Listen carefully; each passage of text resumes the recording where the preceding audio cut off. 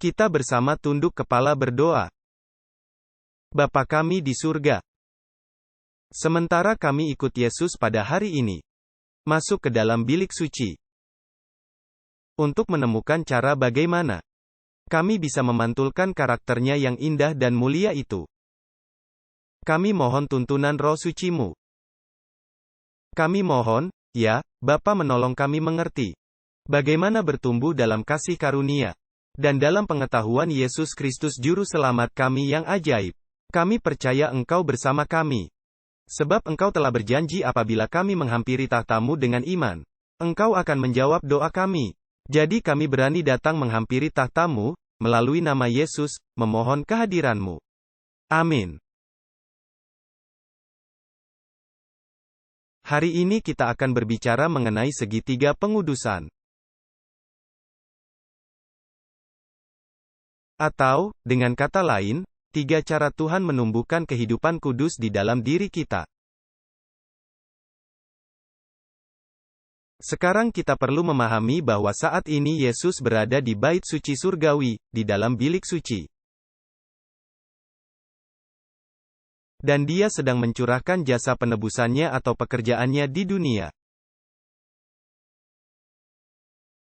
Anda ingat bahwa mula-mula Yesus menjalani kehidupan yang seharusnya kita hidupkan.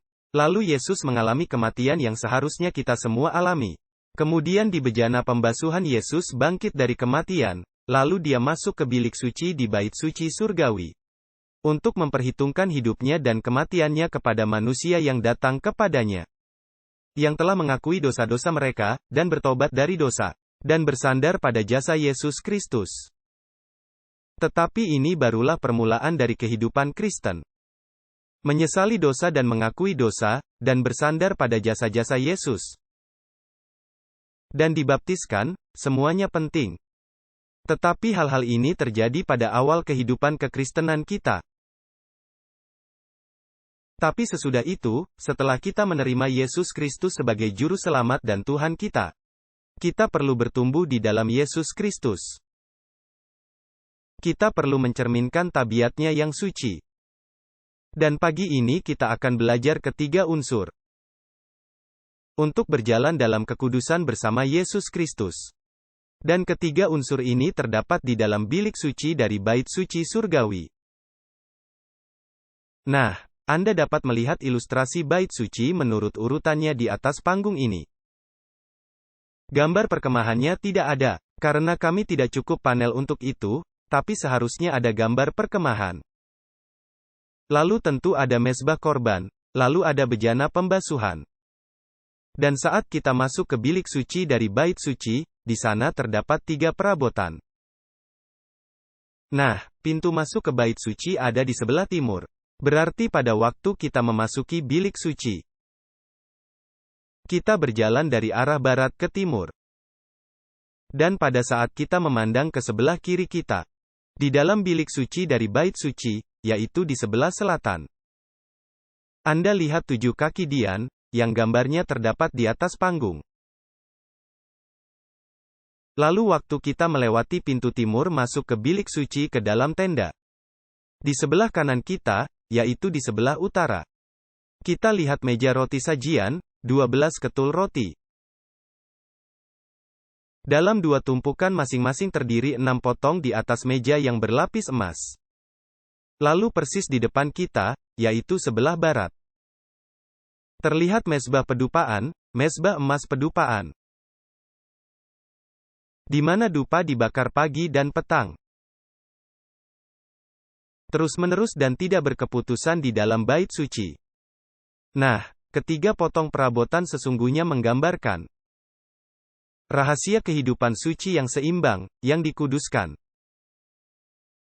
Suatu kehidupan yang serupa dengan kehidupan Yesus Kristus. Kita akan dapati pada pelajaran kita pagi ini bahwa ketujuh kaki Dian melambangkan bersaksi kepada orang lain oleh kuasa Roh Kudus. Karena kaki Dian itu berisi minyak, dan kita akan dapati bahwa minyak melambangkan Roh Kudus. Kemudian kaki Dian itu memancarkan cahaya. Jadi dengan kata lain, 7 kaki Dian melambangkan Bersaksi bagi Yesus Kristus oleh kuasa Roh Kudus.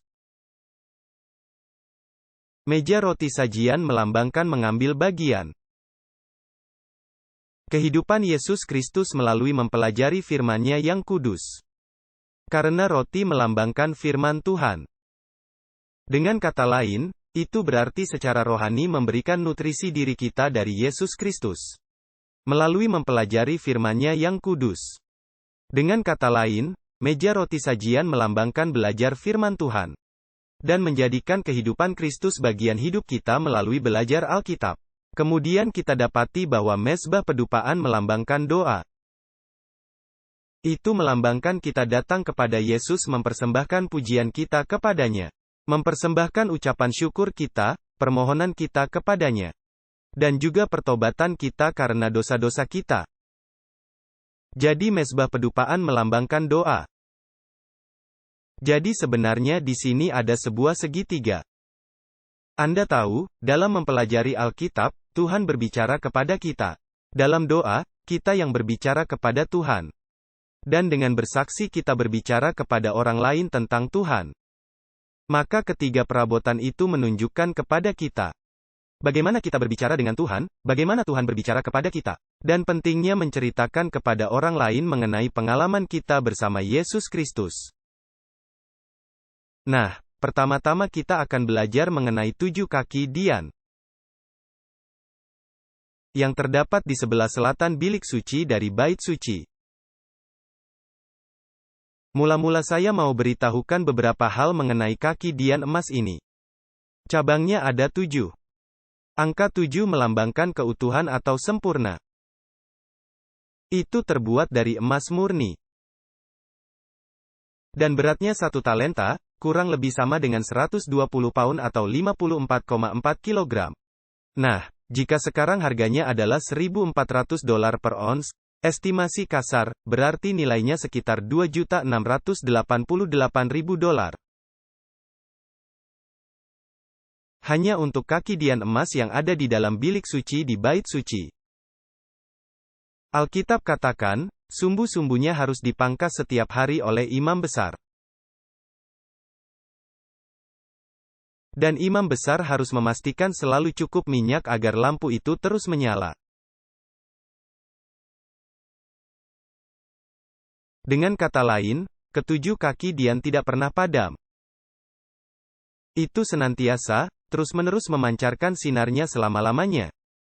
Yang adalah satu-satunya sumber penerangan untuk bait suci Israel itu. Nah, minyak dari lampu itu melambangkan Roh Kudus. Marilah buka Alkitab ke Zaharia 4 ayat 6. Zaharia 4 ayat 6. Ini adalah buku kedua terakhir dari kitab Perjanjian Lama. Dikatakan di sana, setelah berbicara tentang kaki Dian pada ayat-ayat sebelumnya. Maka ia menjawab dan berkata kepadaku, inilah firman Tuhan kepada Zerubabel bunyinya. Bukan dengan keperkasaan dan bukan dengan kekuatan, melainkan dengan Rohku, firman Tuhan semesta alam. Jadi minyak adalah sebagai simbol dari Roh Kudus. Dan tentunya ketujuh cabangnya melambangkan bahwa Roh Kudus yang memberikan terang sempurna atau terang yang menyeluruh. Nah, sebenarnya kaki Dian itu sendiri melambangkan apa? Kita sudah tahu minyak melambangkan Roh Kudus, tapi apakah yang dilambangkan oleh kaki Dian itu sendiri?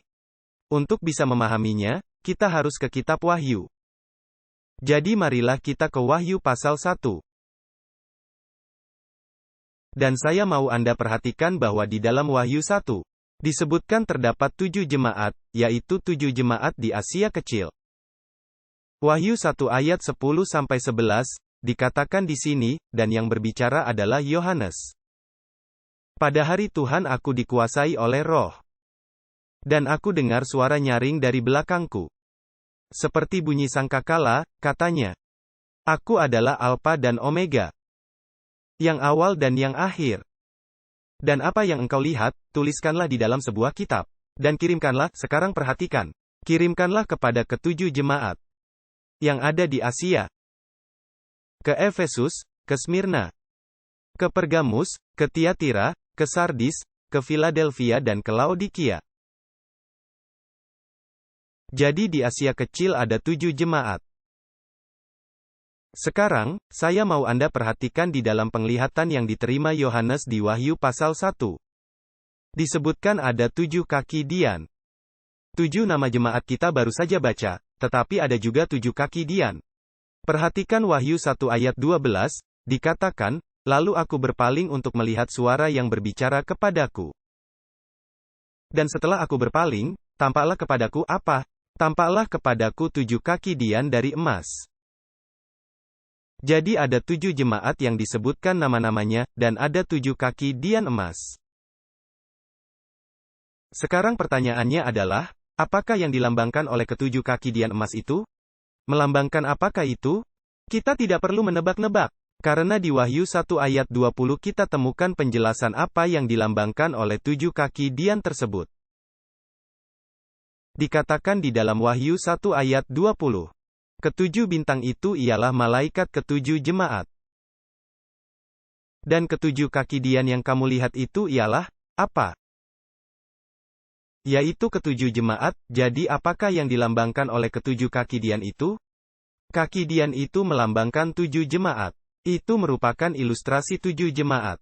Jadi dengan kata lain, ketujuh kaki dian melambangkan jemaat Tuhan, yaitu ketujuh jemaat di Asia Kecil. Sekarang ada pertanyaan yang sangat penting. Ada banyak jemaat-jemaat lain di Eropa dan di Asia Kecil pada waktu itu.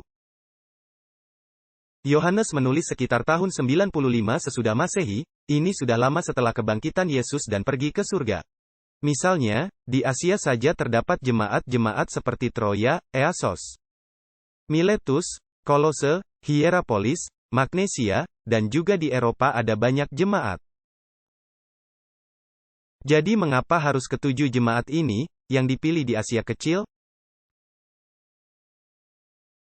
Salah satu selebaran yang Anda terima pagi ini, Anda bisa lihat alasannya. Jika kita ambil Patmos sebagai dasar dari kaki dian, Anda bisa lihat bahwa bayangan kaki dian itu jatuh pada Asia Minor. Dengan urutan jemaat itu tepat seperti yang tertulis di kitab Wahyu. Ini bukan kebetulan. Dengan kata lain, ketujuh jemaat itu membentuk sebuah cabang kandil. Itulah mengapa ketujuh jemaat ini, yang dipilih secara khusus. Karena itu membentuk cabang kandil, dan tentu saja cabang kandil itu melambangkan ketujuh jemaat. Tentu ada pertanyaannya belum terjawab, mengapa ketujuh jemaat ini yang dipilih? Selain alasan lokasinya yang membentuk cabang kandil.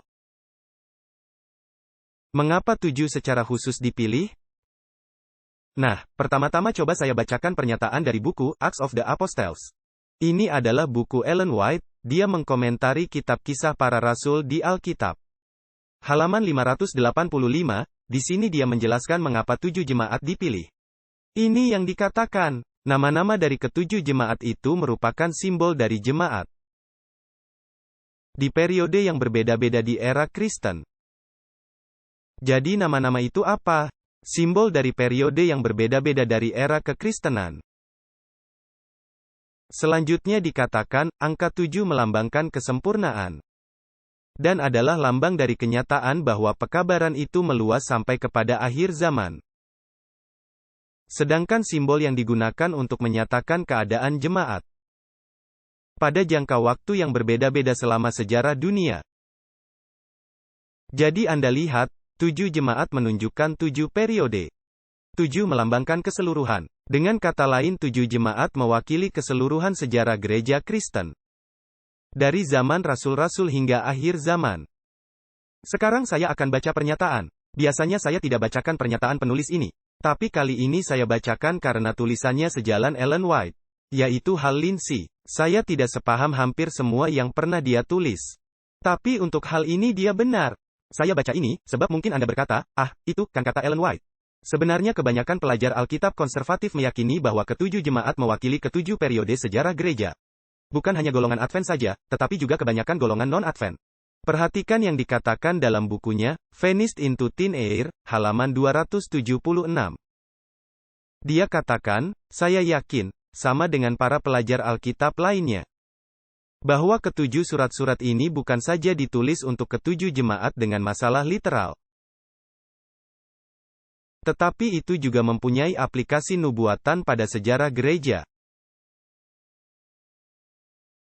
Saya yakin bahwa ketujuh jemaat ini dipilih dan diatur oleh Tuhan kita yang Maha Tahu, karena memiliki masalah dan karakteristik yang menubuatkan 7 tahap sejarah yang harus dilewati oleh gereja universal.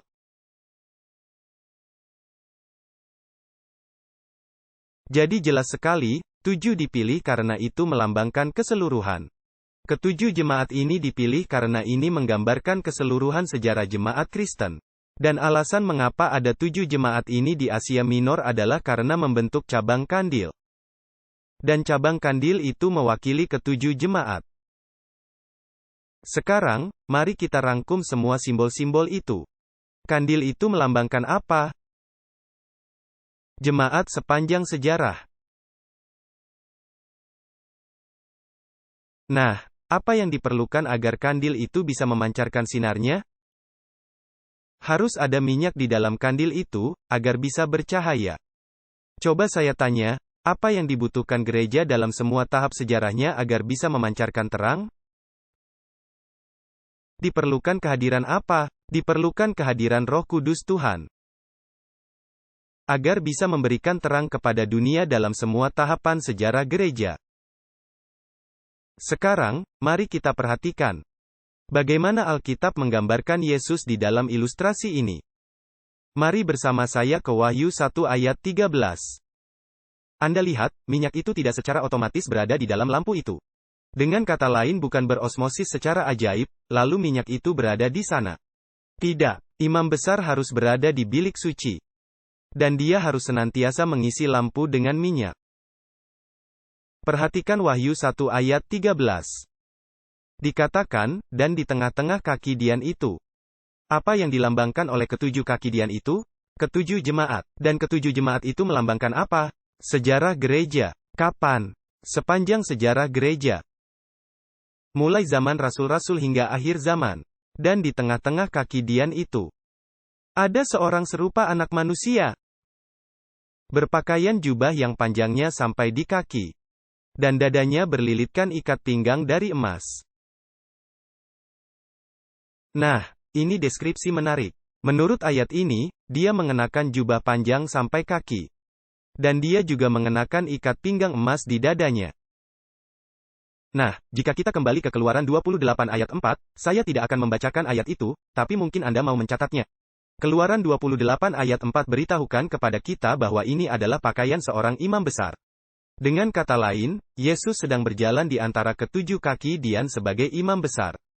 Nah, kemanakah imam besar ini masuk menurut pelajaran kita yang lalu?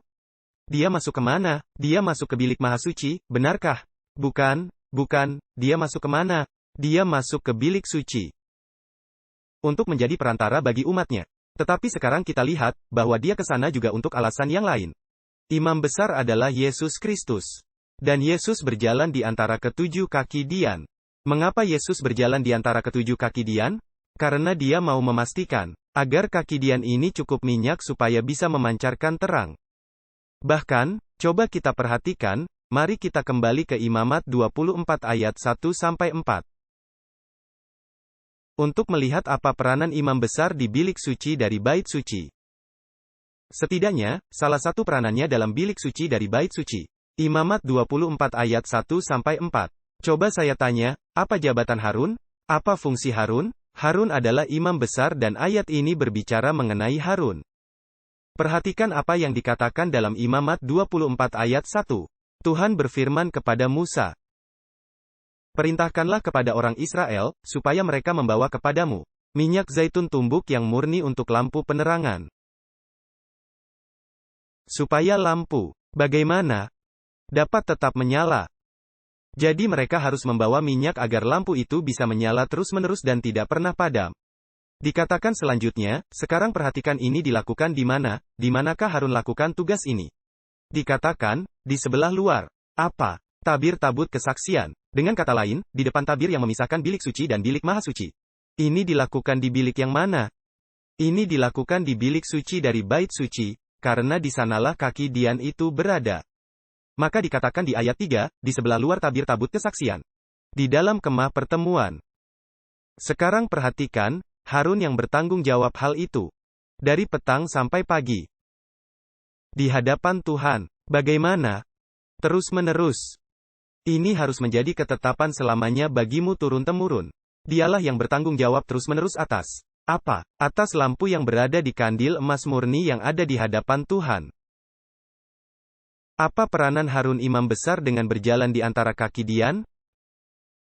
Tujuannya adalah memastikan supaya kaki Dian itu minyaknya selalu ada. Dan sumbunya terawat sehingga kaki Dian itu tidak pernah berhenti apa? Tidak pernah berhenti memancarkan sinar, itu haruslah senantiasa memancarkan sinar. Sekarang, coba saya tanya. Pernahkah satu masa di dalam sejarah gereja di mana terang itu meredup dan kelihatannya akan padam? Apakah ada dari Anda yang pernah mendengar tentang zaman kegelapan? Mengapakah kita sebut itu zaman kegelapan? Karena sangat kurang apa? Karena sangat kurang cahaya. Tapi dengarlah, walaupun periode itu gelap, tetapi tidak pernah gelap total. Terang jemaat tidak pernah padam sama sekali. Karena Yesus terus berjalan sepanjang sejarah gereja Kristen. Yang digambarkan oleh fakta bahwa dia berjalan di antara ketujuh kaki Dian. Dia selalu berjalan di tengah-tengah jemaat sepanjang sejarahnya. Untuk memastikan terang gereja tidak pernah padam. Coba saya tanya. Pada hari Pentakosta, apa yang memberi para murid kuasa untuk mengabarkan Injil kepada dunia? Roh Kudus dicurahkan. Maka di sini diberikan ilustrasi, para murid digambarkan sebagai kaki Dian. Ini adalah kaki Dian yang pertama, karena yang ini adalah jemaat rasul-rasul. Dan mereka perlu apa? Mereka perlu minyak. Nah, siapakah yang menuangkan minyak kepada mereka? Yesus Kristus. Melalui kuasa apa? Melalui kuasa Roh Kudus. Jadi ketujuh kaki Dian melambangkan jemaat Tuhan sepanjang zaman. Memberikan terang Yesus Kristus, melalui kuasa Roh Kudus. Dan siapakah yang berada di tengah-tengah jemaat untuk memastikan agar terangnya tidak akan padam? Yesus Kristus, imam besar berada di bilik suci, yang memastikannya. Sekarang marilah bersama saya ke Matius 5 ayat 14-16. Matius 5 ayat 14-16. Di sini Yesus berbicara mengenai pengikut-pengikutnya dan salah satu peranan pengikutnya. Dia katakan di sini, kamu adalah terang dunia. Kita ini apa? Terang dunia. Kota di atas bukit tak mungkin tersembunyi. Orang tidak menyalakan pelita lalu meletakkannya di bawah gantang. Melainkan di atas apa? Di atas kaki Dian. Dan itu memberi, apa? Terang kepada semua orang di dalam rumah itu. Lalu Yesus menjelaskan artinya bahwa kita adalah terang. Kita seperti kaki Dian yang harus ditaruh di mana semua orang bisa melihatnya. Perhatikan ayat 16. Hendaknya terangmu bercahaya di depan orang.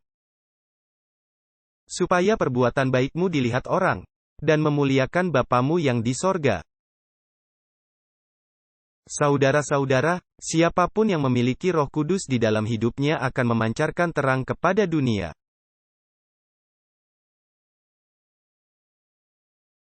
Jika kita tidak bisa memberikan terang itu, dikarenakan kita tidak terhubung kepada sumber terang. Perhatikan di dalam buku, Christian Service, halaman 21. Ellen White menuliskan pernyataan yang mencengangkan ini. Semua yang terhubung kepada Tuhan, akan memancarkan terang kepada orang lain. Jika ada yang tidak bisa memberikan terang, itu dikarenakan mereka tidak memiliki hubungan dengan sumber terang. Itu adalah pernyataan mengagetkan. Artinya, jika kita tidak bersaksi, jika kita tidak menceritakan kepada orang lain, kita tidak mempunyai minyak, kita tidak terhubung dengan sumber terang. Dan ketika Yesus berkata, kamu adalah terang dunia, sebenarnya Yesuslah terang dunia, bukan? Yesus berkata, akulah terang dunia. Jadi bagaimana dia berkata kepada jemaatnya, kamu adalah terang dunia? Mari saya berikan ilustrasinya. Kita ambil contoh matahari. Apakah matahari memiliki sinarnya sendiri? Apakah dia memiliki terangnya sendiri? Tentu saja. Nah, pada malam hari matahari menyinari apa? Dia menyinari bulan. Apakah terang pada bulan itu bercahaya? Tentu saja. Itu cahayanya sendiri atau yang diperolehnya? Itu terang yang diperoleh. Jadi, jika kita keluar malam hari dan melihat bulan yang indah, kita berkata, "Ah, alangkah indahnya bulan purnama ini." Itu hanya benar sebagian. Seharusnya kita berkata, "Oh, betapa indahnya matahari malam ini, bukan?" Karena kemuliaan dari bulan adalah kemuliaan dari matahari. Demikian juga dengan kita. Jika kita terhubung dengan matahari, kita seperti bulan, dan kita memantulkan terang Yesus Kristus kepada dunia. Jika kita tidak memantulkan terang, berarti kita tidak terhubung dengan sumber terang. Sekarang marilah kita bahas meja roti sajian. Anda sudah mengerti lambang kakidian itu? Itu melambangkan jemaat melakukan apa? Bersaksi melalui kuasa Roh Kudus. Salah satu unsur dari kehidupan kudus. Bukankah itu yang dilakukan Yesus sewaktu Yesus selalu melakukan pekerjaan penginjilan? Bukankah dia terus memancarkan terang kepada orang lain? Tentu saja. Sekarang, marilah kita bahas roti meja sajian. Apakah yang dilambangkan dengan roti di Alkitab? Marilah kita membaca 3 ayat atau 3 teks. Matius 4 ayat 3-4 jelas mengatakan apa yang dilambangkan oleh roti. Matius 4 ayat 3-4. Lalu datanglah si penggoda itu dan berkata kepadanya, berkata kepada Yesus, "Jika engkau anak Allah, perintahkanlah batu-batu ini menjadi roti." Tetapi Yesus menjawab, "Ada tertulis, manusia hidup bukan dari roti saja, tetapi dari setiap firman yang keluar dari mulut Allah." Jadi roti melambangkan apa? Itu melambangkan firman Allah. Perhatikan Yesaya 55 ayat 2, ayat lain yang berbicara mengenai makna roti. Yesaya 55 ayat 2, di sini Tuhan berkata, "Mengapakah kamu belanjakan uang untuk sesuatu yang bukan roti? Dan upah jerih payahmu untuk sesuatu yang tidak mengenyangkan?" Lalu Tuhan menjelaskan, "Dengarkanlah aku baik-baik." Bagaimana kita mendengarkan Tuhan? Melalui apanya? Melalui firman-Nya. Dengarkanlah aku baik-baik. Dan makanlah yang baik. Jadi mendengarkan firman Tuhan berarti makan, menurut ayat ini. Kemudian dikatakan, dan jiwamu akan bersuka cita dalam kelimpahan.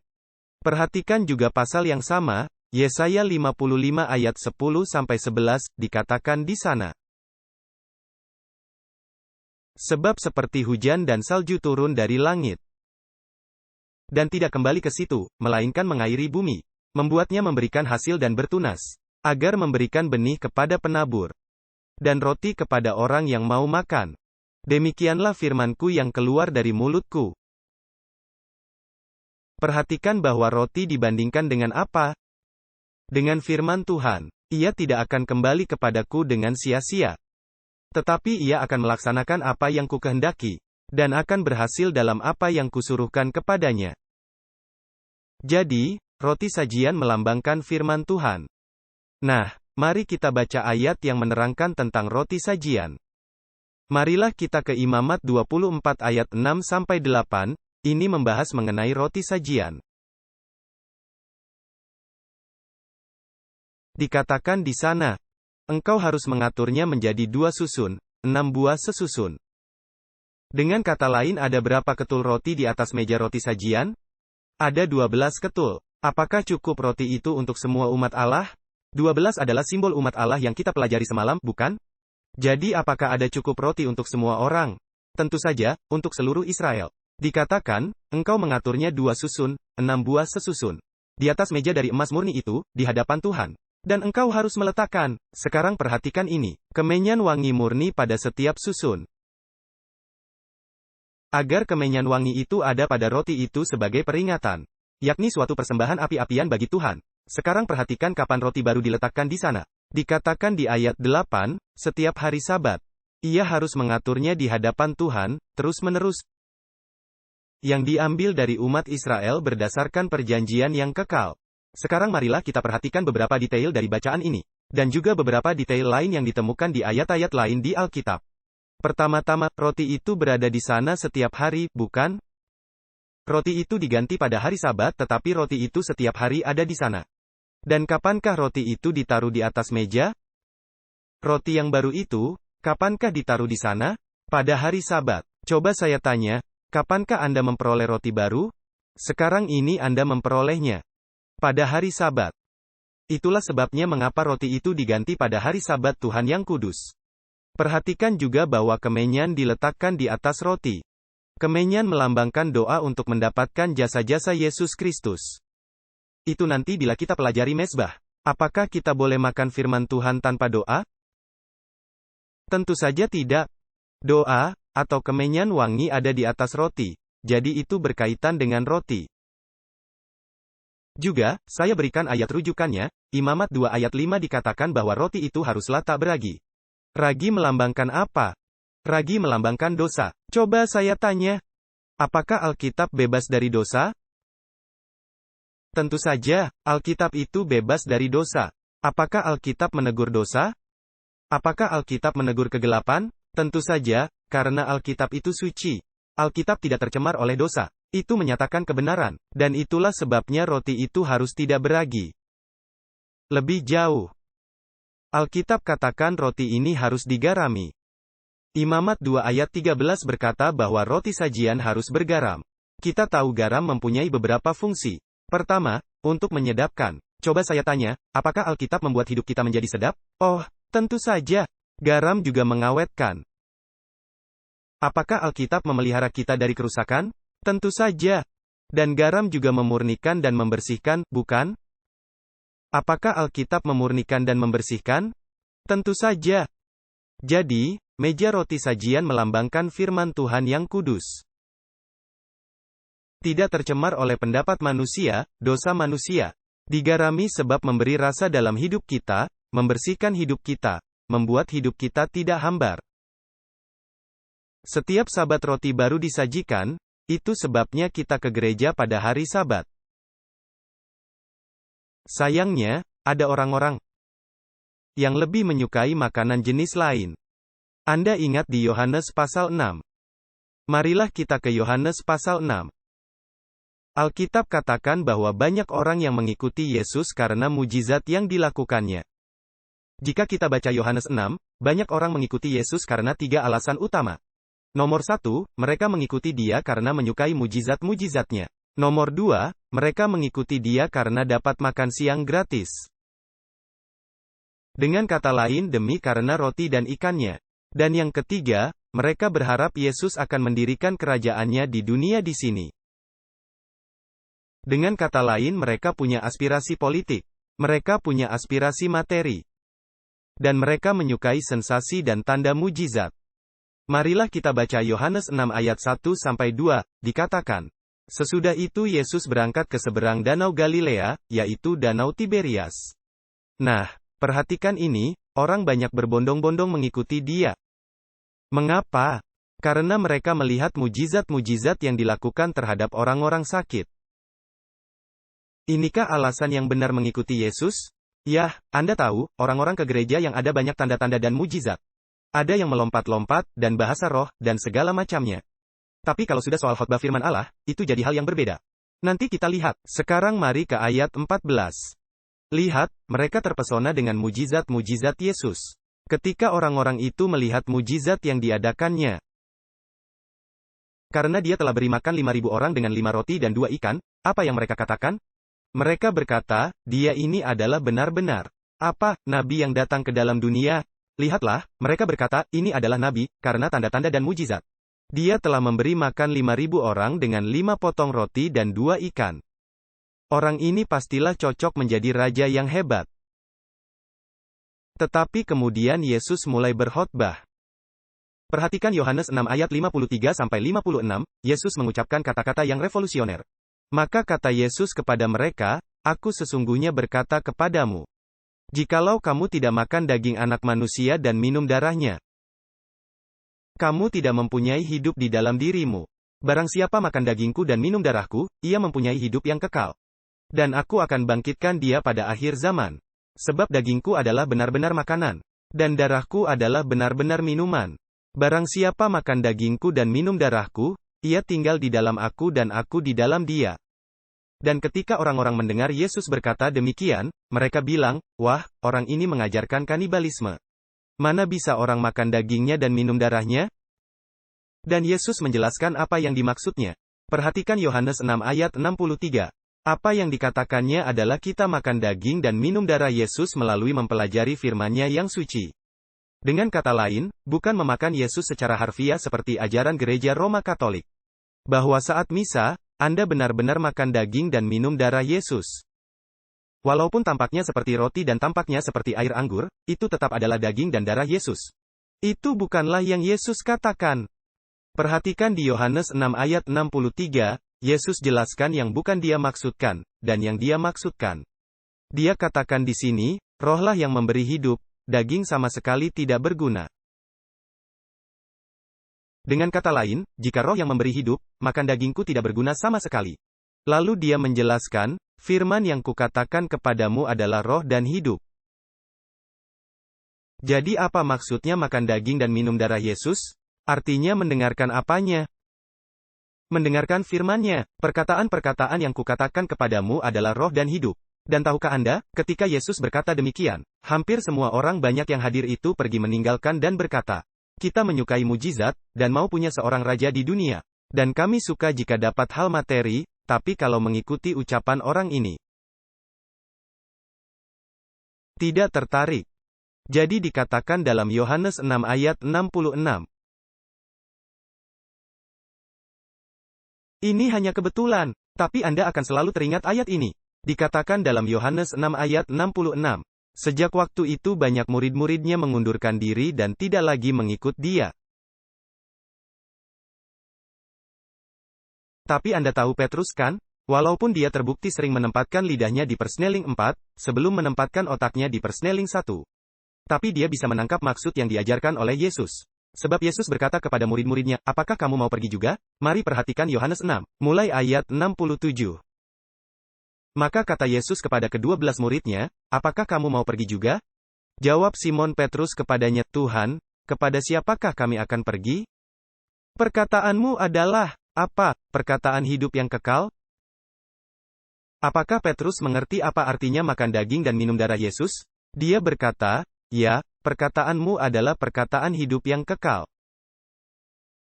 Secara fisik, kita makan melalui mulut kita. Secara rohani, kita makan terutama lewat mata kita dan telinga kita. Dan apa yang kita makan, menjadikan kita sehat atau sakit. Apakah benar? Tentu saja. Pertanyaannya adalah, apakah kita makan makanan sampah rohani? Televisi, novel, musik duniawi, yang membuat kita sama sekali berbeda dengan Yesus Kristus? Secara rohani, kita adalah apa yang kita makan. Demikian juga secara fisik, kita adalah apa yang kita makan. Dengan kata lain, ini adalah prinsip Alkitab, bahwa secara rohani kita adalah apa yang kita makan. Dan itulah sebabnya kita harus menjaga indera kita, terutama penglihatan dan pendengaran kita. Dan tidak mengizinkan segala sesuatu masuk melalui indera kita, yang akan mencemarkan kesehatan rohani kita. Mari saya membacakan suatu pernyataan dari Messages to Young Peoples, halaman 271-272. Dengarkan pernyataan yang serius ini. Satan tahu bahwa sejumlah besar pikiran terpengaruhi oleh apa yang masuk.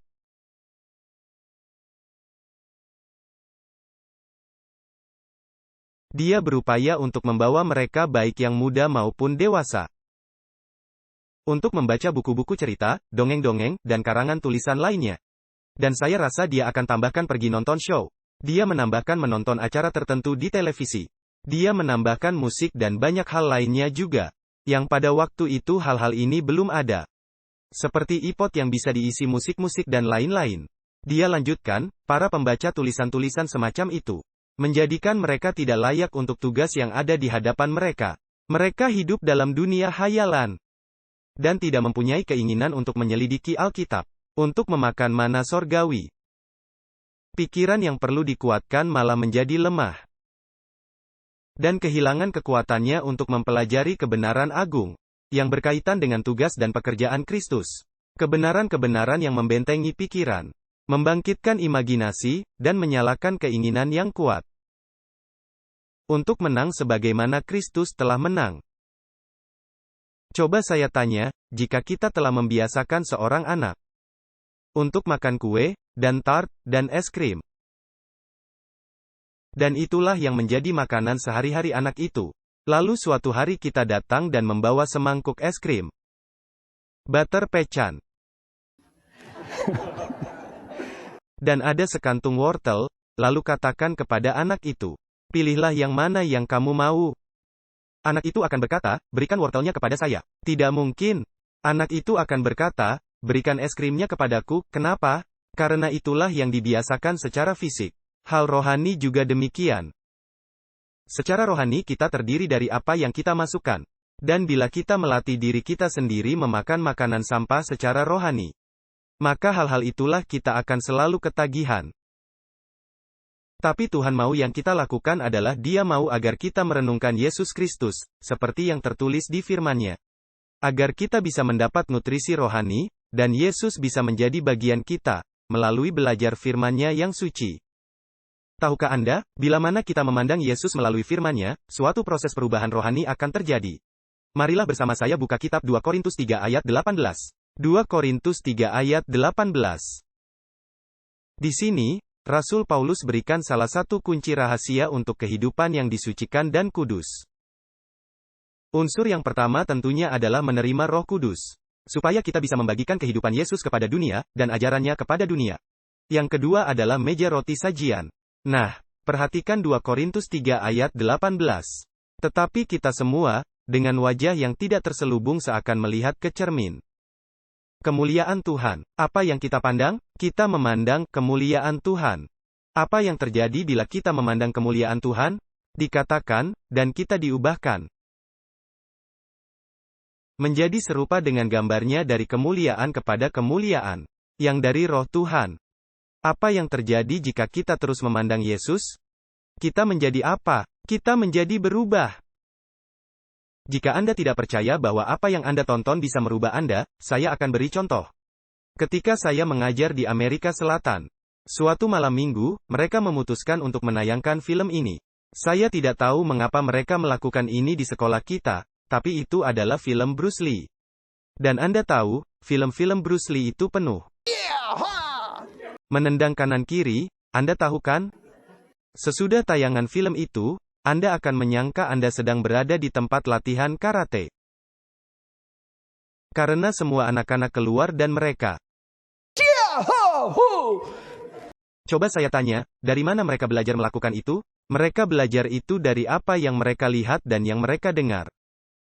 Ini hanya suatu contoh kecil, tetapi ini terjadi setiap hari. Kita diubah menjadi sebagaimana yang kita pandang. Dan ketahuilah, kata yang dipakai di sini, diubahkan. Kata diubahkan adalah dari kata metamorfosa. Tahukah Anda apa itu metamorfosa? Waktu saya masih anak-anak, saya mengumpulkan kupu-kupu. Nanti saya akan ceritakan. Kita tak ada waktu sekarang. Tetapi saya menjadi kolektor kupu-kupu yang cukup terampil dan profesional, mengklasifikasikan mereka. Sangat berhati-hati ketika membedah mereka dan lain-lain. Sekarang saya tidak tega lagi membunuhnya. Mereka lebih indah terbang di udara, sebagaimana Tuhan ciptakan. Tetapi, Anda tahu, saya mengamati apa yang terjadi waktu ulat itu melekatkan dirinya pada pohon atau dinding atau apa saja. Lalu menyembunyikan dirinya di dalam kepompongnya. Di dalam kepompong suatu proses transformasi terjadi. Salah satu hal yang sangat menakjubkan di alam, yang disebut metamorfosa. Dan beberapa hari kemudian, kepompong itu mulai bergetar keras. Dan tiba-tiba kepompong itu pecah. Maka lihatlah dari dalam kepompong itu muncul. Apa? Seekor kupu-kupu. Bahkan namanya pun berubah. Sebelumnya itu adalah ulat, sekarang jadi kupu-kupu. Anda tahu, kalau ulat merayap di tanah bisa terinjak, tapi sebagai kupu-kupu dia terbang. Itulah Yesus maksudkan bahwa mereka yang berada di dalam Kristus adalah ciptaan baru. Yang lama sudah berlalu dan semuanya jadi baru. Tapi kita harus memakan hal rohani yang baru. Perhatikan apa yang dikatakan dalam buku The Desire of Ages, halaman 390. Sebagaimana kehidupan fisik kita ditunjang oleh makanan, begitu pula kehidupan rohani kita ditunjang oleh firman Allah. Dan setiap jiwa harus mendapatkan hidup dari firman Allah untuk dirinya sendiri. Sebagaimana kita harus makan untuk tubuh kita sendiri guna mendapatkan nutrisi. Demikian pula kita harus menerima firman Allah untuk diri kita sendiri. Kita tidak bisa mendapatkannya hanya melalui dari pikiran orang lain, seperti sedang terjadi pagi ini. Kita harus pelajari Alkitab dengan cermat. Minta Tuhan untuk bantuan Roh Kudus. Supaya kita bisa memahami firman-Nya. Kita harus mengambil satu ayat. Kita harus mengambil satu ayat dan memusatkan pikiran kita. Untuk menemukan pemikiran yang Tuhan masukkan di ayat itu untuk kita. Kita harus merenungkan pikiran itu hingga pikiran itu menjadi milik kita sendiri. Maka kita tahu apa kehendak Tuhan. Inilah yang dimaksud Yesus waktu Dia mengajar kita berdoa. Berilah seminggu ini makanan kami secukupnya. Terima kasih banyak, otak saya masih berfungsi. Dikatakan, berilah pada hari ini makanan kami yang secukupnya. Coba saya tanya, apakah kita makan sekali seminggu? Saya rasa tidak. Saya lihat di sini tidak ada yang makan hanya sekali seminggu. Wajah-wajah Anda terlihat segar. Lihatlah. Kita semua cukup makan. Apa yang terjadi jika kita hanya makan sekali seminggu? Kita akan sakit lalu mati. Namun banyak orang yang makanannya hanya khotbah Sabat pagi. Saya tidak mau bawel. Tapi itu benar. Apa yang terjadi secara rohani jika kita hanya mengambil bagian dari roti sajian pada Sabat pagi? Kehidupan rohani kita akan mengerut dan mati. Marilah kita bahas perabot ketiga. Apakah kita mendapatkan pelajaran apa yang ada di dalam bilik suci? Inilah segitiga pengudusan. Sekarang marilah kita perhatikan mezbah pedupaan yang terbuat dari emas. Perabotan ini terletak persis di depan tirai yang memisahkan bilik suci dan bilik maha suci. Walaupun itu terdapat di bilik suci, namun arah posisinya ke bilik maha suci. Bahkan jika kita baca beberapa ayat dari firman Tuhan, Keluaran 30 ayat 6. Dikatakan mezbah pedupaan ini terletak persis di depan tirai yang memisahkan bilik suci dan bilik maha suci.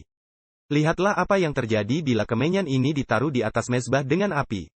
Asapnya akan naik ke atas tirai dan melewati tirai masuk ke hadirat Allah, di mana tabut perjanjian itu berada. Perhatikan Keluaran 30 ayat 6. Dan engkau harus menaruhnya di depan tabir. Yaitu di depan tabut kesaksian. Di depan tutup pendamaian yaitu di atas tabut kesaksian atau tabut 10 hukum.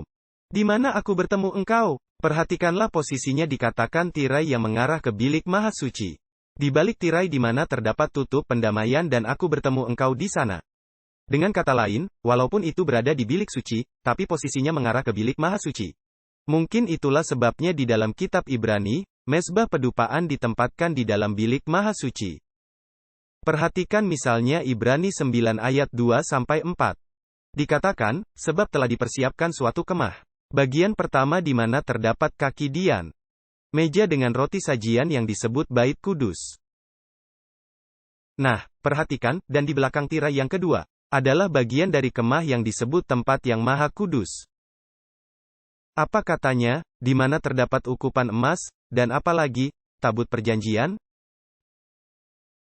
Jadi perhatikan bahwa ukupan itu terdapat dalam konteks bilik yang maha suci. Sekarang marilah kita bahas sedikit mengenai mezbah pedupaan. Mezbah pedupaan ini, begitu penting sehingga hanya api suci saja yang boleh dipakai di situ. Dan api itu melambangkan apa? Api melambangkan Roh Kudus. Minyak memberikan terang. Roh Kudus memberikan terang. Yang kedua, kemenyan itu juga dari jenis yang sangat istimewa. Artinya kemenyan itu tidak boleh dibuat tiruannya. Alkitab berkata, siapapun yang mencoba meniru, atau menggandakan cara atau formula yang dipakai untuk membuat kemenyan itu, harus dibunuh. Tidak main-main, Anda bisa membacanya di Keluaran 30 ayat 34-38. Nah, Anda bertanya, mengapa Tuhan beri sanksi yang sedemikian berat kepada orang yang mencoba meniru atau menggandakan formula kemenyan ini? Alasannya adalah, kemenyan itu melambangkan jasa-jasa perbuatan kebenaran Yesus Kristus. Dan itu tidak bisa digandakan. Itu tidak bisa diciptakan ulang. Kebenaran Kristus adalah kebenaran yang hanya satu-satunya. Tetapi saya ingin Anda perhatikan, bahwa mezbah pedupaan ini berkaitan dengan doa. Perhatikan Mazmur 141 ayat 2. Dikatakan di sini, biarlah doaku adalah bagimu seperti kemenyan, dan tanganku yang terangkat seperti persembahan korban pada waktu petang. Jadi perhatikan apa yang berkaitan dengan kemenyan itu. Kemenyan berkaitan dengan doa, menurut ayat ini. Anda juga bisa membaca Wahyu 8 ayat 3-5, di mana dikatakan doa orang-orang kudus yang naik ke bait suci melalui kemenyan yang dipersembahkan di mezbah. Sekarang, saya ingin Anda membaca tulisan yang terdapat dalam The Youth Instructor, April tahun 1903, di mana kita dapati kata-kata yang bermakna ini. Doa dan pujian dan pengakuan dosa umat Allah naik sebagai persembahan korban ke bait suci surgawi. Sekarang, simak baik-baik. Tetapi semua itu naik bukan dalam kemurnian tanpa cela, melalui saluran manusia yang telah buruk. Itu sudah begitu tercemar, sehingga jika tidak dimurnikan oleh kebenaran imam besar agung, maka semua itu tidak akan diterima oleh Tuhan. Doa Anda seandainya itu naik ke bait suci surgawi tanpa kemenyan, itu akan ditolak oleh Tuhan, karena doa itu berasal dari saluran manusia berdosa. Selanjutnya dia katakan, simak baik-baik. Kristus mengumpulkan ke dalam ukupan itu semua doa, pujian, dan persembahan umatnya. Dan pada semua itu, dia bubuhkan jasa-jasa kebenarannya yang tidak bercela. Lalu, setelah diharumkan oleh kemenyan pendamaian Kristus, doa kita, kini seluruhnya bisa diterima. Naik ke hadirat Tuhan, dan jawaban berkemurahan pun diberikan. Maka mezbah pedupaan melambangkan doa yang dibubuhi dengan kebenaran Yesus Kristus. Nah, apakah Anda tahu, Alkitab katakan bahwa malaikat-malaikat yang membawa doa-doa kita ke surga, dan malaikat-malaikat juga akan membawa jawaban dari Tuhan kembali kepada kita? Anda mengatakan di mana Alkitab mengatakan hal itu? Anda ingat ada apa di tirai pemisah bilik suci dan yang maha suci? Ada malaikat kerubim. Ini sudah dipelajari sabat lalu. Kerubium disulamkan di tirai itu, yang sedang naik dan turun di tirai itu. Jadi ketika asap kemenyan naik melewati tabir kehadirat Tuhan, itu melambangkan malaikat-malaikatlah yang membawa doa ke surga, dan membawa kembali jawabannya, kepada orang yang berdoa itu. Anda masih ingat tentang cerita tangga? Tangga yang salah namanya yaitu tangga Yakub? Itu bukan tangga Yakub, itu tangga Tuhan, kita sebut Bahtera Nuh, itu juga bukan Bahtera Nuh. Atau bait suci Salomo. Kita tahu itu bukan bait suci Salomo, itu bait suci Tuhan. Yang dibangun oleh siapa? Yang dibangun oleh Salomo. Anda ingat tangga ini bukan? Alkitab katakan tangga itu melambangkan Yesus Kristus. Bagian atas tangga lambang keilahiannya, kealahannya. Bagian bawahnya lambang kemanusiaannya. Tapi yang naik turun pada tangga, apakah itu? Malaikat-malaikat naik turun ke hadapan anak manusia. Dengan kata lain, Roh Kudus bekerja melalui pelayanan para malaikat. Bila kita berdoa, para malaikatlah yang membawa permohonan kita kepada Yesus di bait suci, untuk dipersembahkan di hadapan Bapa, lalu Yesus mohon kepada Bapa, dan Bapanya beri jawabannya kepada kita melalui pelayanan malaikat-malaikatnya. Dengan kata lain peran malaikat amat sangat penting dalam sistem keselamatan. Nah, mari saya bacakan satu lagi ayat pada penutupan pelajaran ini mengenai mezbah pedupaan. Lukas 1 ayat 8-10, ayat ini sangat penting karena ini menunjukkan simbolnya. Dan apa yang dilambangkan oleh simbol itu. Perhatikan Lukas 1 ayat 8-10. Dikatakan di sini, pada suatu kali, sewaktu dia, yaitu Zaharia, ayah Yohanes Pembaptis, ketika sedang melayani sebagai imam di hadapan Tuhan. Menurut giliran kelompoknya, sebagaimana kebiasaan tugas keimamatan, undi jatuh padanya untuk melakukan apa? Untuk membakar kemenyan, pada waktu dia masuk ke bait suci. Dan seluruh umat sedang berbuat apa? Sedang berdoa di luar pada waktu pembakaran kemenyan. Menarik bukan? Ada simbolnya dan juga maknanya. Karena di sini Zaharia sedang mempersembahkan apa? Kemenyan.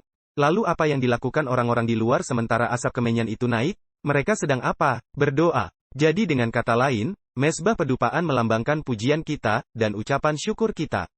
Dan permohonan kita, dan pujian kita kepada Tuhan, karena betapa baiknya Dia kepada kita. Dalam buku, Steps to Christ, halaman 93. Di sini ada kutipan yang sangat bermakna.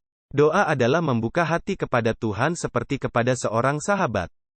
Ada yang bertanya, bagaimana caranya berdoa? Saya tanya bagaimana Anda bercakap-cakap kepada sahabatmu.